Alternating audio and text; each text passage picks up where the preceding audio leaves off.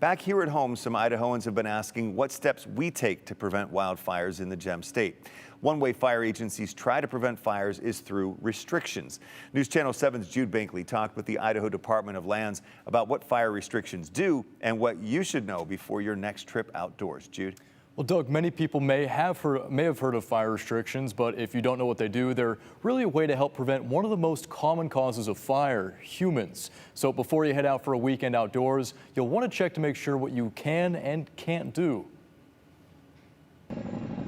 Wildfires can wreak havoc on Idaho's landscape during the summer, but fire restrictions can prevent flames from sparking by helping curb human-caused wildfires. Nationally, at least 80% of all fires are human-caused.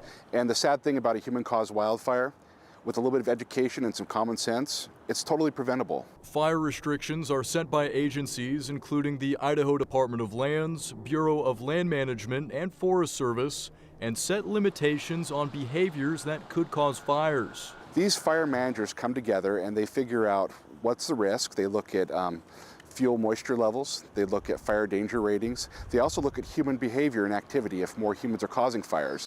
Restrictions are set in stages, which describe how grave the fire risk is and what's limited.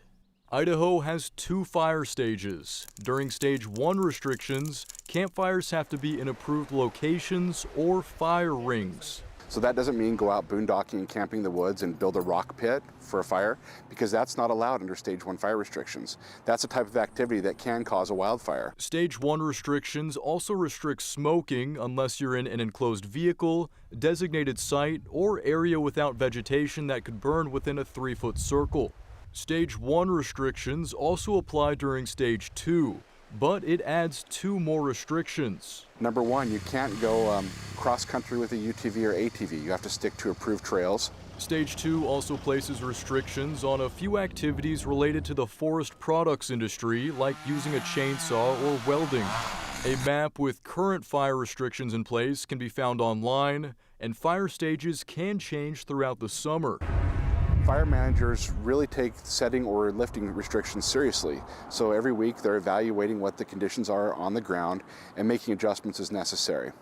And you can see from that map, most of the state isn't under any fire restrictions right now, but the Idaho Department of Land says wildfires can still easily start even if there aren't restrictions, so always be vigilant.